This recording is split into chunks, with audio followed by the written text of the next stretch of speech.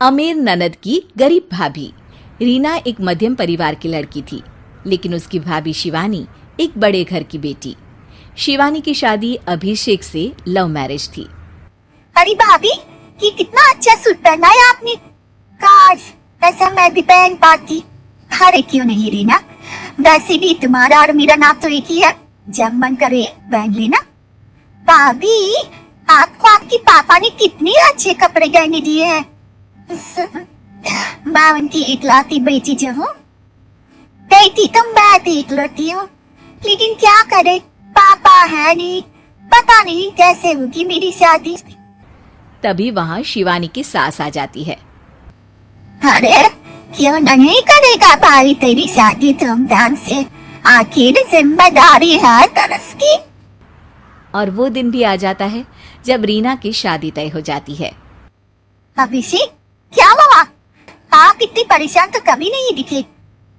कोई बात ही तो बताइए मुझे। अरे शिवानी, वैसे तो शादी का सारा इंतजाम हो गया है, लेकिन गहनों का रेट तो आसमान छू रहा है। कैसे क्या करूं, कुछ समझ में ही नहीं आ रहा। थोड़ी देर में शिवानी अपने पूरे गहने अभिषेक के सामने रख देती है। ये लीजिए, गहनों का इंतजाम भी हो गया। अरे मैंने शिवानी, मैं ये गहने किसी हालत में भी नहीं ले सकता। ये तुम्हारे पिता ने तुम्हें दिया था, पर तुम की। तभी वहाँ सास आ जाती है। अरे तो क्या हुआ, इसकी तो आ गई ना शादी, पक्की से दिखाने है इसने गहना। सास गहनों का डिब्बा शिवानी के हाथ से लेकर वहां से चली जाती है। रीना की शादी धूमधाम से होती है और अब वो बड़े घर की बहू बन जाती है। वहीं रीना की शादी के बाद शिवानी और अभिषेक उसकी शादी के कर्जों से डूब जाते हैं। मैं सोच रही हूँ नौकरी करनी शुरू कर दूं। वैसे भी पढ़ी लिखी हूँ, आपकी थोड़ी मदद भी हो जाएगी। वैसे शिवानी, कुछ दिन कर लो तो अच्छा ही होगा, क्योंकि जरूरत भी है।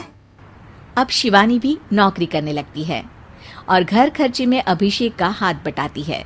एक दिन शिवानी, रीना का फोन आया था, कह रही थी कि आने वाले त्योहार में उसके ससुराल जाना है। ठीक है माँ, अरे ठीक तो है, लेकिन एक काम कर लेना, उसके सास ससुर से लेकर पूरे खानदान के कपड़े मिठाइयाँ सब ले आना, और हो सके तो रीना के लिए छोटे से कान में पहनने के बूंदे भी। क्या है ना, शादी में उसे सारी बड़ी बड़ी कान की ज्वेलरी दी थी, घर में पहनने के लिए तो उसके पास कुछ भी नहीं है। शिवानी सोच में पड़ जाती है कि वो क्या करे, क्योंकि कर्जों और घर के खर्चों के बाद तो पैसे बचते ही नहीं थे। शिवानी फिर अपने पिता को फोन करती है और उनसे पैसे मांगती है। देखो शिवानी, मैंने तुम्हें शादी के वक्त ही मना किया था कि ऐसे घर में शादी करनी ही नहीं चाहिए। अरे अभिषेक को शर्म आनी चाहिए जो ससुराल से पैसे मंगवा रहा है। शिवानी को पिता की बात पर गुस्सा आ जाता है। आप मेरे पिताजी हैं और मैं परेशान थी, इसलिए आपसे मदद की उम्मीद की। पापा, अभिषेक को तो पता भी नहीं है कि मैंने आपसे पैसे मांगे हैं। शिवानी सोचती है कि वो अभिषेक से बात करे, लेकिन फिर उसे लगता है कि वो टेंशन ले लेगा। तभी शिवानी की नजर हाथ के कंगन पर पड़ती है। सीधे बाजार जाती है और उसे बेचकर ननद के घर ले जाने का सारा सामान लेकर आती है और सास के सामने रख देती है। हाँ ठीक है, लेकिन बाल थोड़े और अच्छी क्वालिटी के होने चाहिए थे।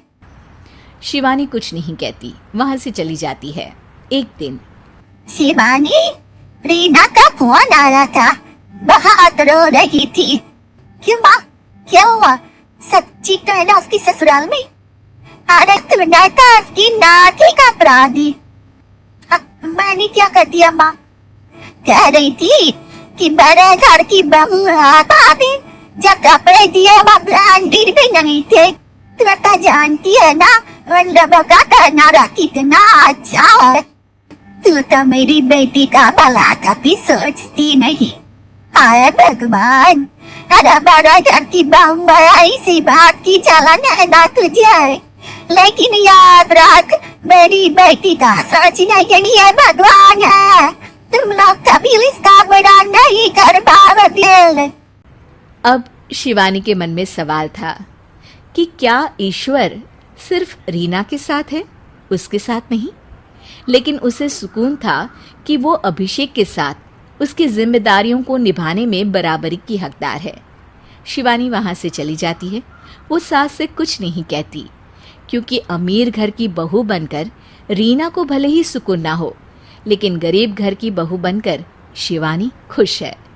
क्योंकि खुशी पैसों से नहीं, परिस्थितियों पर निर्भर करती है।